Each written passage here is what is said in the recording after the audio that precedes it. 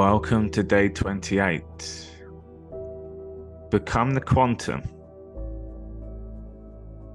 So quantum is the age that we're now in. Quantum healing, quantum finance, quantum computers, quantum banking, quantum law. We're going quantum. And in the spiritual world, you hear about the quantum field. And then we hear about quantum mechanics, quantum physics. A lot of quantum, but what is quantum? And when you get the understanding, you can then start using this within your meditations to become the quantum. So quantum is the advancement in technology. As we now know, the advancement in technology means a deeper understanding to the human, because the technology is based on us. So our body is quantum. The way that our cells communicate is quantum. And now that they can track the lights inside the body, the speed of light, they can see how quickly information is sent. So the best way to describe quantum computers, it's all the use of energy. However, everything is so much quicker now. So if you bring awareness to a situation where there could be multiple outcomes, and it could look like you starting off in your house and you need to make it to Brazil. And there's so many different ways and so many different outcomes that could look, that whole route.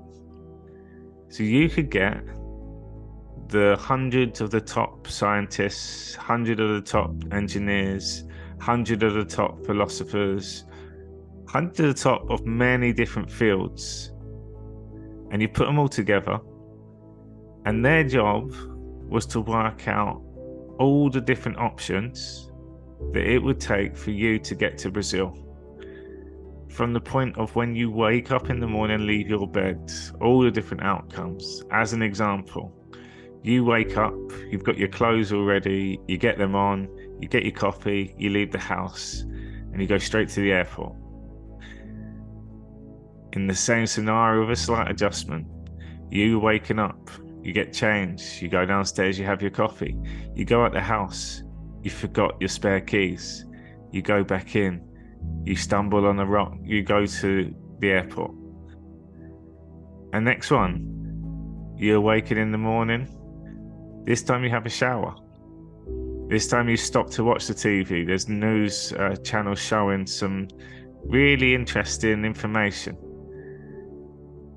You then have a phone call, and then you go to the airport.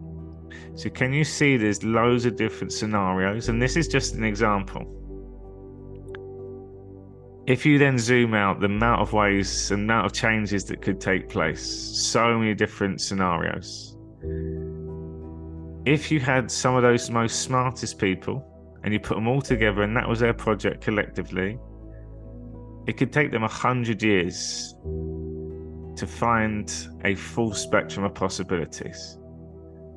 A quantum computer could find all those possibilities in a nanosecond. So it almost works as a time traveler. And people, when we talk about time travel, we think from the human experience. Time travel is the soul. If you change time around its emit, you emit your light. The soul always goes first, awareness. The mind follows. Let's call that the vibration, the sound, the thought. And then the body, that's the physical. And by the time it gets to the body, that speed of light, that speed of sound, it went right by us. So quantum goes super quick. And how do they quantify all things? So with the advancements of science, they're able to now look at microscopic levels. So every part about the human experience, you can zoom right in and keep zooming in and keep zooming in. You go through the different layers, the different tissues, to the point that they now shown that the one human cell, which has everything about you in that cell, if you zoom right in, it's a vibration of light. It's energy. It's space. So if one cell zoomed right in, keep zooming in, is space, a vibration. Imagine all the cells in your body, 50 trillion cells, all zoomed right in. There's a different vibration. And each vibration has different information in there. So we are light beings. And that, when you break it down to that level, each cell is 0.00000001% physical. So if you now look at yourself, your empty space, if we were to zoom right in and capture that light, you are energy. So within the human body, advancements, there's technology now called bioresonance. And you can get your own frequency reading. And with the testing, you hold on to 2 poles. The vibrations in your body, remember they're all different lights. All that information is then put onto a computer, like an AI. Again, we call it quantum. And from all the algorithms, from all the data, from all the information that has been collected over the years, all the science, those vibrations now can be converted into words. And if you look into homeopathy, bioresonance, it's almost like a psychic vibrational reading. And it gets it down to your affirmations of how you're feeling at this moment. And my mum is not a believer and maybe not in tune with the latest advancements in technology. She was going through a tough patch. And she discovered some information that really challenged her.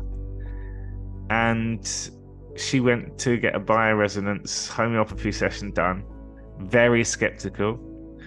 And she come back and she said, oh my God, it gave me all this stuff which was spot on. It told me about my past. It told me about a lot of things. But the one thing was the affirmation it gave me. I wish I never knew. And she realized that there's some truth to it. The energy inside your body vibrations. Quantum, the technology now, they've managed to capture all the energy in the space around you, in the external world. And that vibration now can be translated into words, into information. So imagine each light particle. If you look at me on the screen now, what can you see? You see me moving, you see me talking, you see me smiling. But what can you really see? Lights, flashing lights. There's a black screen, and all the lights, they have their pixels, and you see color, you see movement. Imagine zooming into one of those lights, and then the next light, and then the next light. So imagine every scenario. You now look at now, and now, and now, and now. And each now, in this moment, there is a choice. Always a choice. It's your truth, or anything that's not your truth. And now, and now. So one connects to another. Imagine each phase of that you could predict, and you can zoom as far out in time, and then go as far back. To connect the dots to your life, we say you have to go back, and one truth leads to another. With that technology now, we can do exactly the same going forward, because time is a concept. So quantum can look forward at different outcomes taking place. And most of the time, we always end up to the same path. We could take the long way, or we could take the right way, our soul. Either way, we make it there. We can give ourselves a bumpy ride, We can give ourselves a soulful experience. Your truth is your truth. So I'm going to ask you to close your eyes, and I'd like to talk you through how I used quantum, how I time traveled, and I'm going to show you how we've overcomplicated time traveling. And when you start using your imagination and connecting your dots, one choice to another choice. And the beauty of this, it doesn't always have to start from now. This is where we go to our destination, the end point in mind. And if you get a meditation and you're shown the truth, you felt it, you experienced it, that defines as real. Your feelings are the truth. So from that truth, we then work backwards. So we connect the dots from the destination back to now, ourself. And that can be overcomplicated when we look at it from the mind. However, when your eyes are closed and you become one with the soul, you will get there in the speed of light. You will see the removal of time to emit. So whenever you now work on time, think of the physical. Whenever we look to emit the light, think of the meditation. So closing your eyes, I'm going to tell you a story. A true story. September 2021. And whilst I'm talking, take your attention inside your body. September 2021. I'd been in Brazil for 5 months. And you could call this the height of the COVID pandemic. We all remember that. An interesting time for all. I got away from all the chaos, all the drama. I was inland, in the middle of nowhere, self-sufficient. 8 mango trees in my garden. And I kept out of all that noise. However, my mum being my mum, they had just moved house after about 43 years.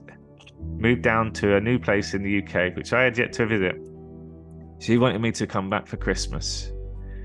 My intention, I want to stay in Brazil. I've got it sweet out here. Beach every day, acai bowl, working from my computer. It was cool. However, I thought I'd come back for 3 weeks to see my mum. And if you remember, during COVID, there was these lockdown procedures and quarantine. And we used to have colour-coordinated countries. Brazil was a red zone country. And UK government had a legal requirement, and I'm mentioning the word legal, that to only come back to the country, you had to do 10 days quarantine in a hotel. You had to spend £2,500 for those 10 days. And you only got 1 hour out of the hotel walking around the car park.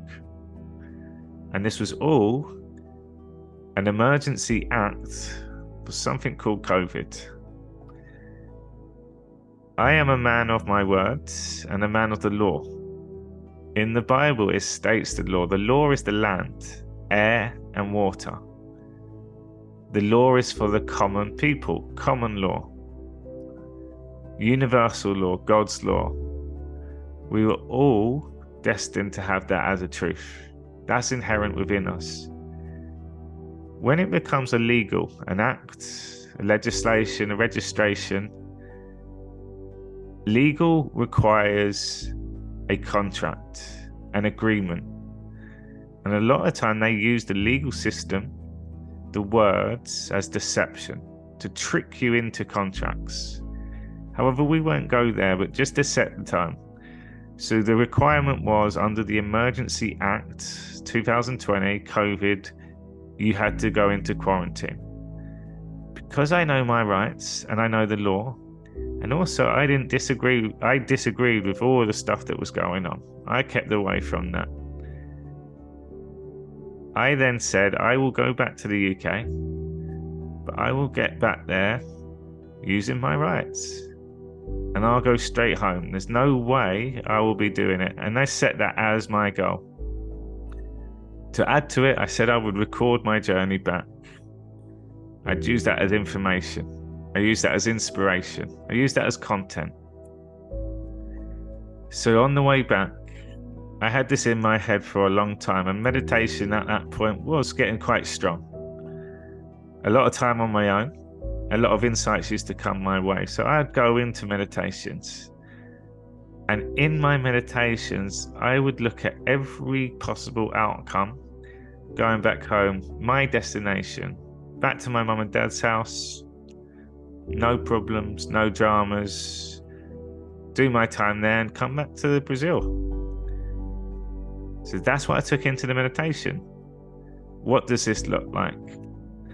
So in the meditation, I'm looking at always, starting from there, what barriers am I going to be met with? What conversations are going to show up? How am I going to be engaged with energy coming my way? What do I say?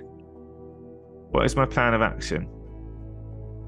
So many different things to take into the meditation, but one dot connects to another.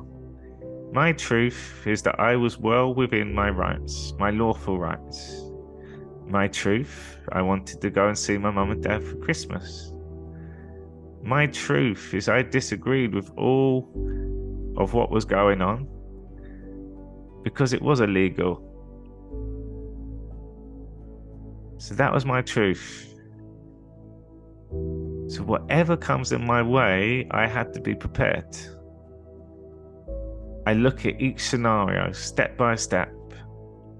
So in the meditations, you can ask yourself, what resistance am I going to be met with? What conversations are going to rise? What will they say?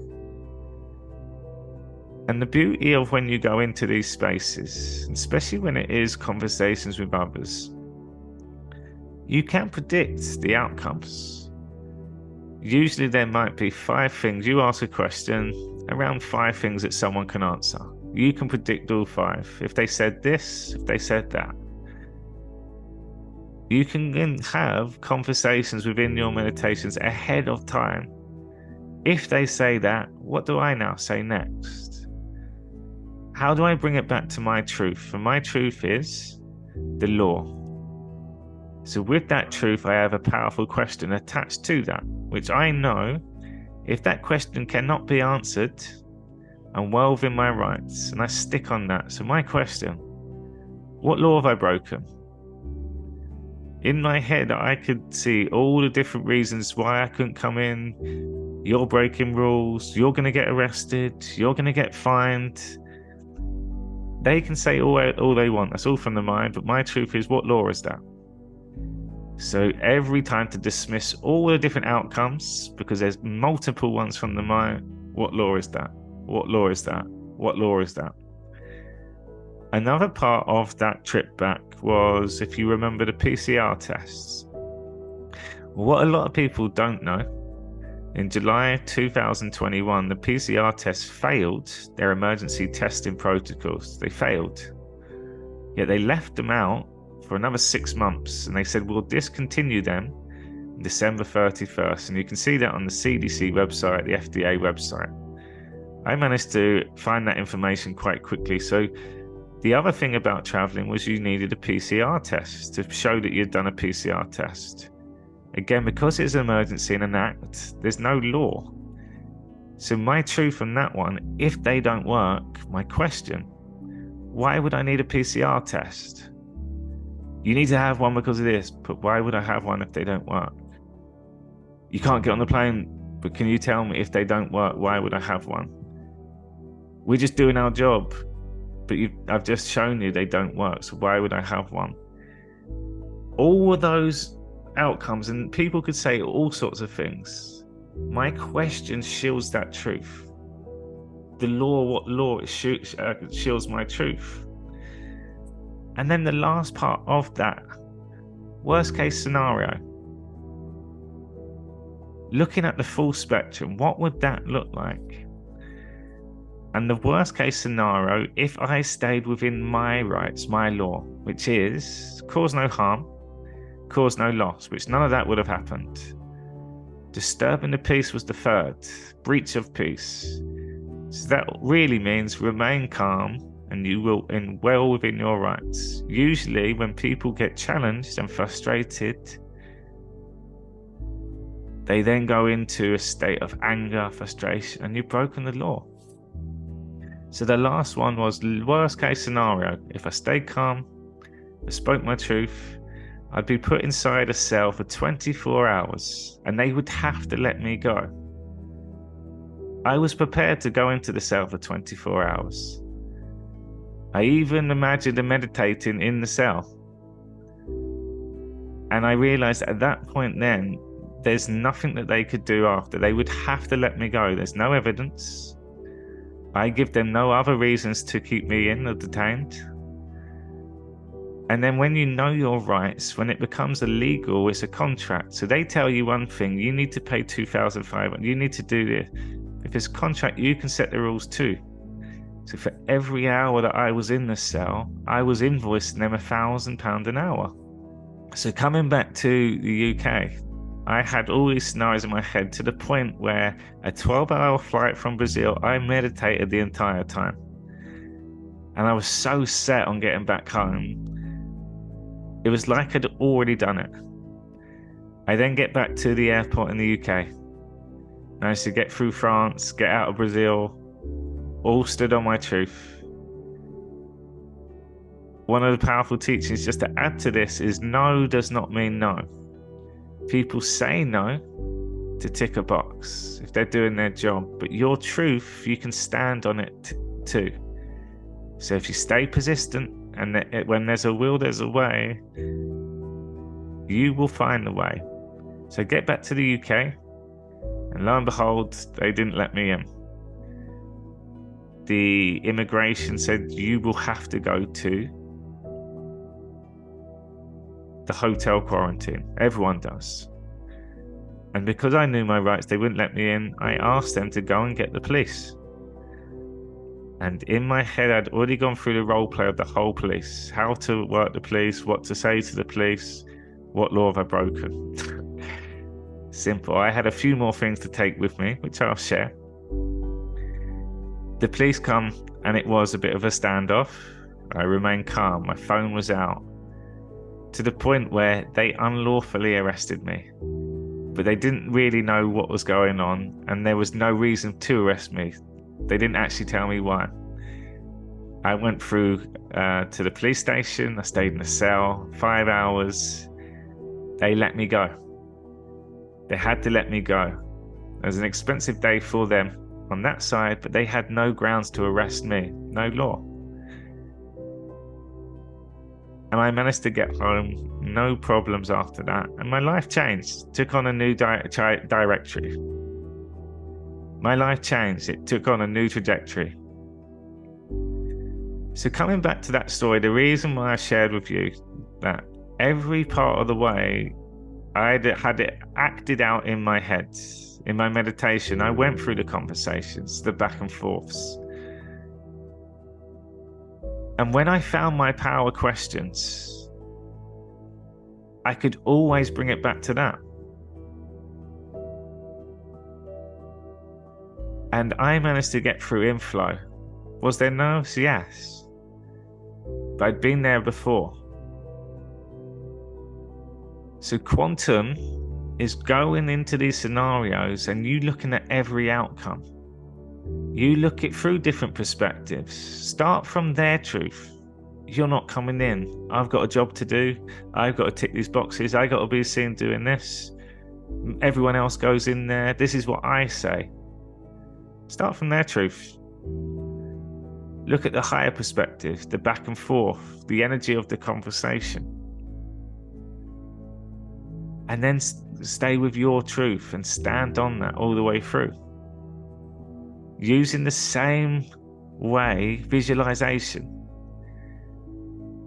If you visualize the outcome from one perspective, If something comes out of the ordinary and you're not prepared, the body goes into fight or flight, a state of fear. And sometimes that shock can pull us out of presence. The difference in sports terms, difference to win a race. So coming on to sports, the quantum. Chris Hoy, Olympic racer, training for Olympic Games to win. He's a Romanian champion, to win the gold medal. And working with his psychiatrist, they role-played different outcomes and different scenarios. They took themselves there. And they used to use examples of everyone before you in the race, and he would always be the last one as champion, are going to get the world record. It's the Olympic Games, and you're now up. To win this race, you have to get the world record. The only way you're getting gold, which means the best time you've ever performed in your life. And they used to run through all different scenarios. What happens if you're this far behind? What would the crowd look like? What would be the noise? Go through all the different scenarios. And they used to reenact it out in his head and in the performance. And what occurred on the Olympic Games is 3 people before him all had got the world record. So he had to now pull it out of the bag. He said if he had not done all of this training and taken himself to these moments, the nerves would have kicked in. But he'd done it so many times before that he went on to that race and he cycled his best ever performance, won the race. Example of quantum. So quantum is quantifying all things, all outcomes, all perspectives, which gets you stretching your imagination. So if we now use that for conversations with loved ones, where there is resistance, there is barriers, there is ego jerk reactions, and it's a continuing cycle. It's a frustration. If you can take the time to sit and work out what is your truth, what is the ultimate outcome in this relationship, within this next conversation, and if you feel that within the meditation, work back from that as a truth, using your gauge, soul, and anything that's not the soul, negativity, energy, protection, using your questions to bring it back to the truth, being the conductor from the negative to the positive, from the answers coming back from them. Where is your truth? What do you return back with? Reenact all of it out in your head, but go through their perspective first. Really think and feel through their eyes, see it through their eyes. Be one with them, and you will find your answers every step of the way. So if we now take that whole concept, at any given moment in your life, you can go back, you can go forward, connect one light to another, one now to another. Look at each outcome, bring it back to the truth, and you'll start to see that you've been to places before they've even taken place. And in those heated moments, in those moments of uncomfort, of shock, of surprise, you already know how to deal with it. And what is the truth? Your feelings. So your feelings will always be the truth. The mind can get distracted, but you stay with that, grounded. And it allows that mind to be clear, calm, concise, confident.